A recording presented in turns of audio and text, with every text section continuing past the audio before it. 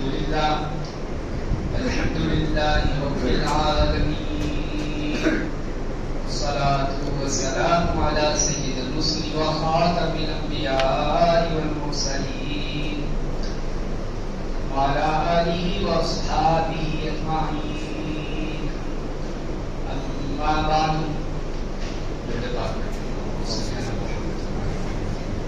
كما صليت على إبراهيم وعلى آل إبراهيم إنك حميد مجيد اللهم بارك على محمد وعلى آل محمد كما باركت على إبراهيم وعلى آل إبراهيم إنك حميد مجيد رب اشرح لي صدري ويسر لي أمري واحلل عقدة من لساني يفقهوا قولي.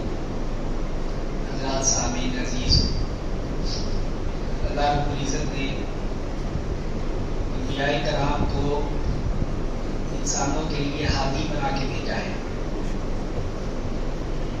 ہادی بنا کے بھیجا کہ انسان اپنی عقل اپنی سمجھ سے ایک حد تک ہی رہنمائی لے سکتا ہے، مگر کچھ معاملات ایسے ہیں جو انسان کی عقل اور اس کی دسترس سے باہر ہیں. اس کے لیے انبیاء علیہ السلام کو بھیجا کہ وہ ہماری رہنمائی کریں اور ٹھیک ٹھیک عقل کو راستہ دکھائیں. انسان اپنی عقل سے یہ تو سیکھ سکتا ہے کہ زندگی کیسے گزارنی ہے، کپڑوں کا انتظام کیسے کرنا ہے، سردی آ گئی گرمی آ گئی، کھانا پینا کیا ہے، لباس کیسا، سواری کیسی، اتنا تو کر سکتا ہے. مگر جب انسان کے سامنے یہ سوال آتا ہے کہ اس کائنات کی ابتدا کیسے ہوئی اور اس سے پہلے کیا تھا، ایک سوال اس کائنات کی ابتدا اور اس کائنات سے پہلے کیا تھا، اور پھر مرنے کے بعد کون سا جہان آئے گا، یہ دونوں سوال ایسے ہیں جہاں عقل آ کر جواب دے جاتی ہے. اور عقل کہتی ہے نہ مجھے پتا کہ دنیا بننے سے پہلے کیا تھا، نہ مجھے یہ پتا کہ جب دنیا ختم ہو جائے گی پھر کیا ہوگا، کیونکہ عقل کہتی ہے میں صرف محسوسات کو دیکھتی ہوں، محسوسات کو دیکھ کے نتیجہ اخذ کرتی ہوں. کہیں خدا کا خاصا دھواں اٹھ رہا ہے تو عقل کہے گی کہ کہیں آگ لگی ہوگی یا لگائی ہوگی کسی نے جو دھواں اٹھ رہا ہے. تو محسوسات کو صرف میں دیکھتی ہوں، جو چیزیں محسوس نہیں ہو سکتی، جس کا ادراک آنکھ نہیں کر سکتی، حواس نہیں کر سکتے، اس کا مجھے کچھ بھی علم نہیں ہے. سعید انور ایک کرکٹر ہیں، انہوں نے ایک کرکٹر برائن لارا تھا غالباً، تو اس کو اسلام کی دعوت دی. تو اس کو جب بتایا کہ ہم مسلمان ایسے زندگی گزارتے ہیں تو اس نے کہا ہاں زندگی ایسے ہی گزارنی چاہیے. تو پھر اس نے پوچھا کہ آپ کس کو فالو کر رہے ہیں اپنی زندگی کے لیے، انسان کی زندگی آپ کس کو فالو کرتے ہیں؟ مگر ہمیں نہیں پتا ہم کس کو فالو کرتے ہیں، کیونکہ انہوں نے اپنی ترقی کا مدار عقل کے اوپر رکھا ہے. عقل صرف محسوسات کو جانتی ہے، تو اب پہلے کیا تھا بعد میں کیا ہوگا یہ چیز تو نہ محسوس ہو سکتی ہے، نہ مشاہدہ ہو سکتا ہے، نہ کوئی تجربہ ہو سکتا ہے. تو انبیاء علیہ السلام کو اللہ رب العزت نے اس لیے بھیجا کہ جا کر ان کو بتاؤ کہ خالق کائنات کون ہے، اس کی کیا صفات ہیں، دنیا میں کیسے رہنا ہے، اور انہیں یہ بتاؤ کہ مرنے کے بعد کیا کیا معاملات احوال پیش آنے ہیں. تو اس لیے انبیاء علیہ السلام کو مبعوث کیا جاتا ہے.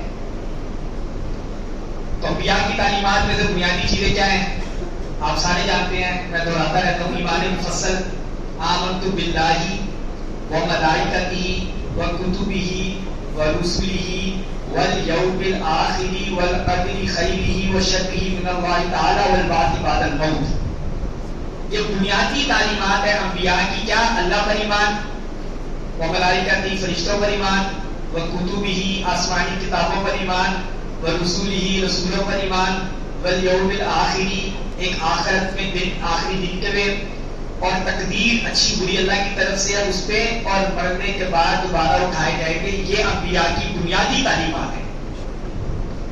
جو ان کو مانتا ہے وہ مسلمان ہے قانونی اعتبار سے۔ جو ان سب پر ایمان لاتا ہے، ماننے سے مراد ایمان لاتا ہے کہ ہاں اللہ کی ذات ہے، جس نے دنیا بنائی، اللہ نے مخلوق پیدا کی جنہیں فرشتے کہتے ہیں، اللہ نے رسول بھیجے، ہم ایمان لاتے ہیں، آسمانی کتابوں پر ایمان لاتے ہیں، اور آسمانی کتابوں کے اندر قرآن سب سے بڑی کتاب ہے، اس کی تعلیمات کو بھی مانتے ہیں۔ یہ ساری چیزیں مسلمان ہونے کے لیے یہ ضروری ہے۔ اگر کسی ایک کا بھی انکار کر دیا تو وہ اس اسلام کے دائرے سے نکل گیا۔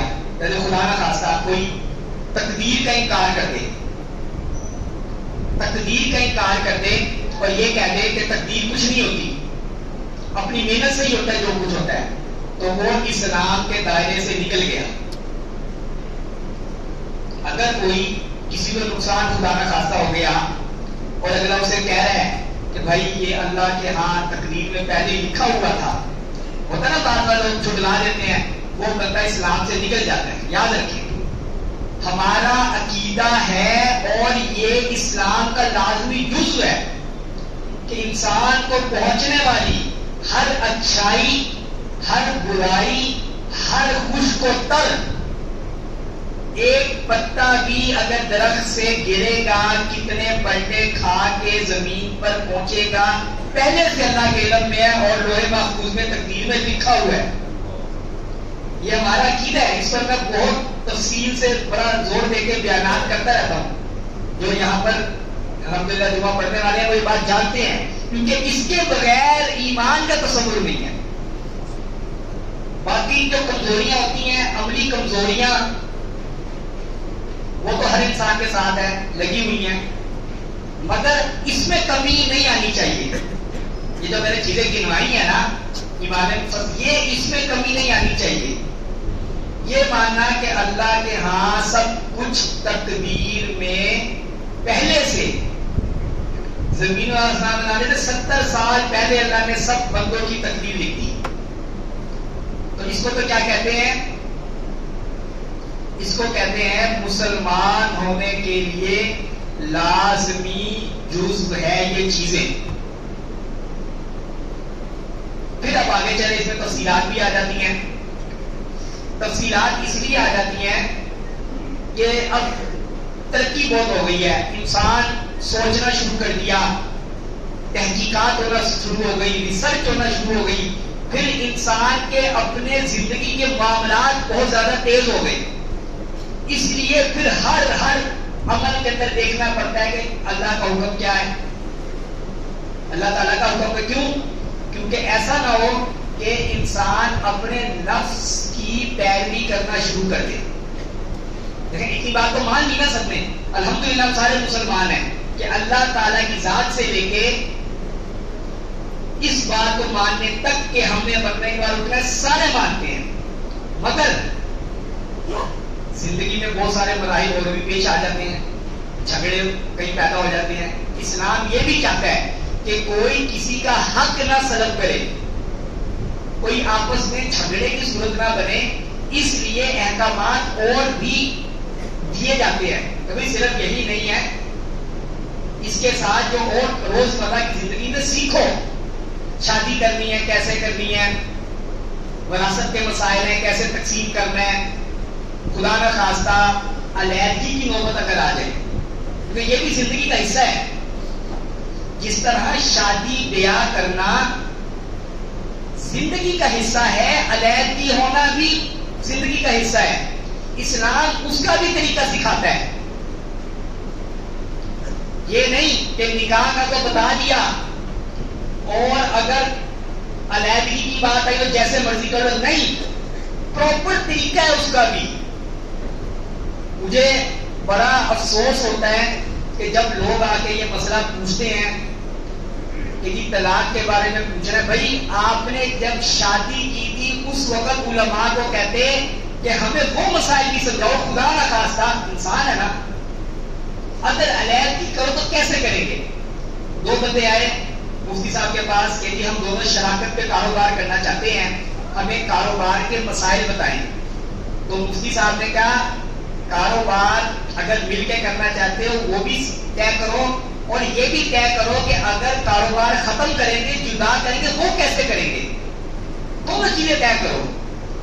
اسی طرح نکاح اگر آپ سیکھتے ہیں تو یہ بھی سیکھیں کہ اگر ناچاکی ہو گئی، ہو جاتی ہے، مزاج نہیں ملتے، تو علیحدہ کیسے ہونا ہے. اس کو لوگ پتہ نہیں عیب سمجھنا شروع ہو جاتے ہیں، یا اس کو سمجھنا یہ کوئی بری بات ہے.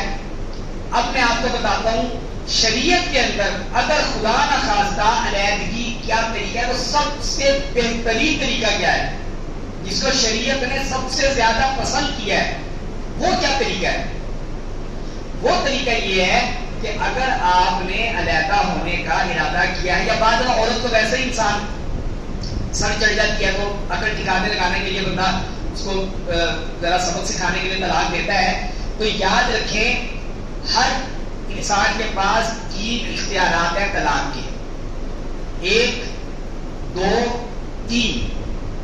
ایک اختیار کرنے کا باقی 2 رہ جائے گی، 2 اختیار کرنے کا باقی صرف 1 رہ جائے گی. مگر ان 3 کو استعمال کیسے کرنا ہے؟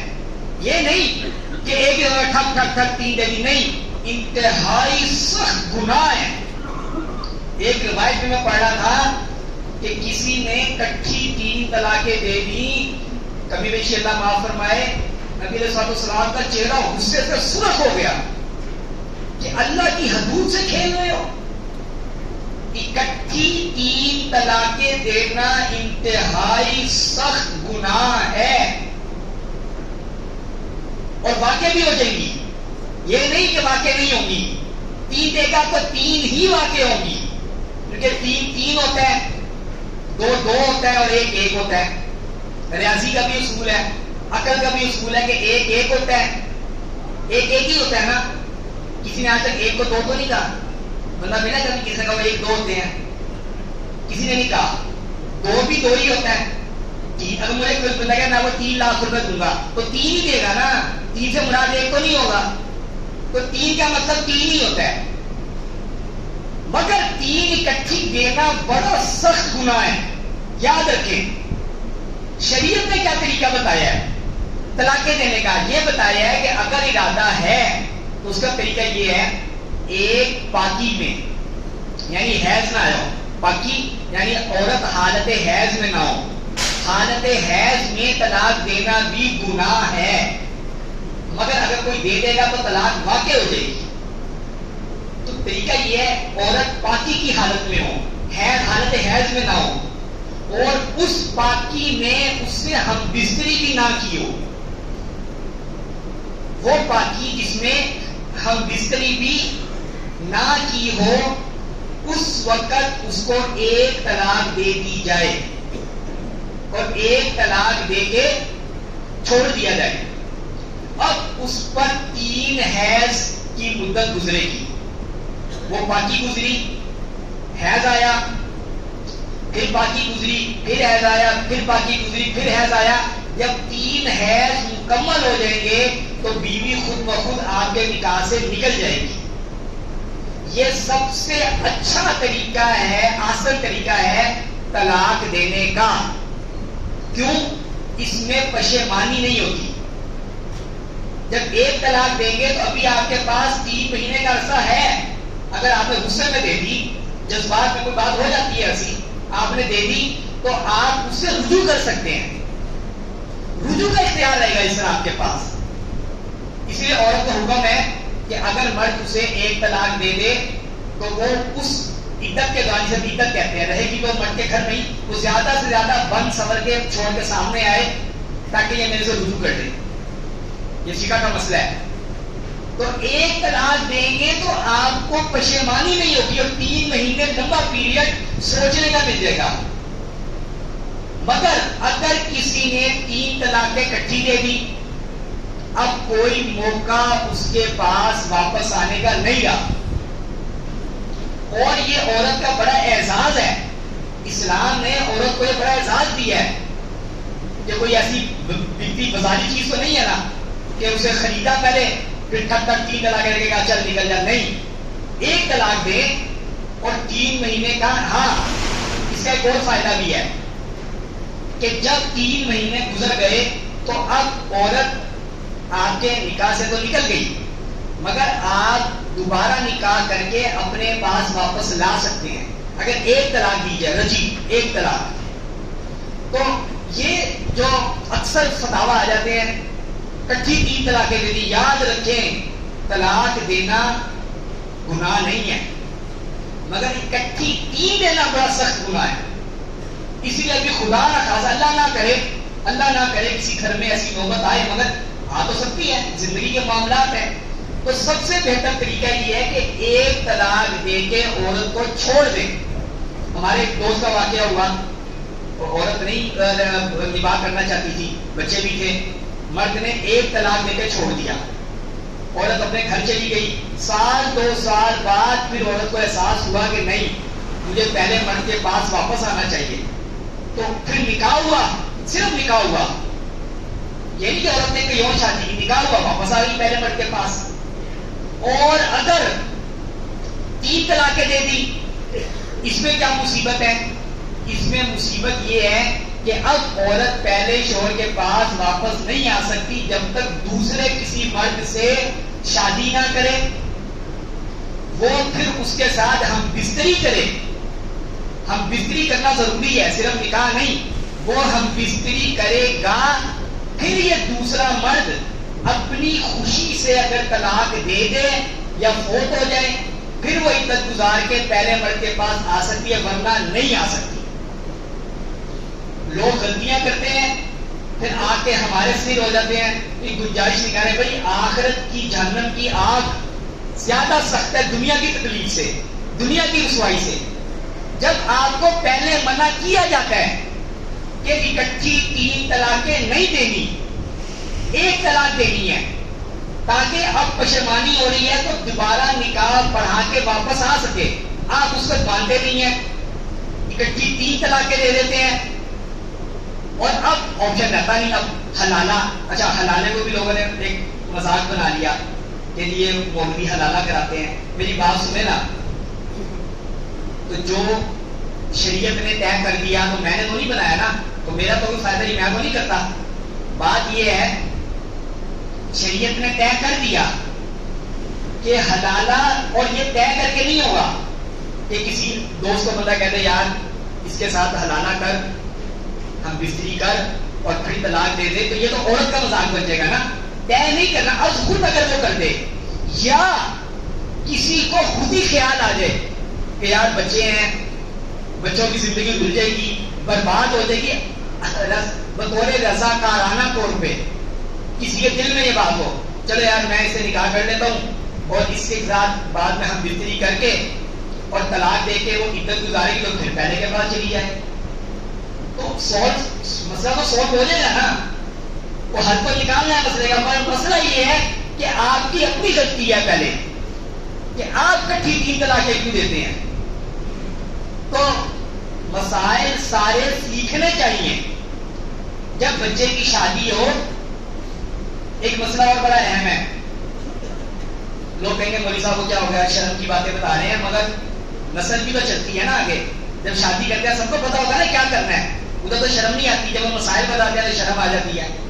تو وہ یاد رکھے مسئلہ کہ اگر مرد کے بستر پر اس کی سانس لیٹ گئی، مسئلہ ہے نا، ہونے تو کچھ بھی ہو سکتا ہے، اور یہ سمجھا میری بیوی ہے اور اس نے جہاز کیا، اسے لپٹ گیا اور شہوت بھی سے پوری تھی، تو اس کی بیوی اس کے نکاح سے نکل گئی.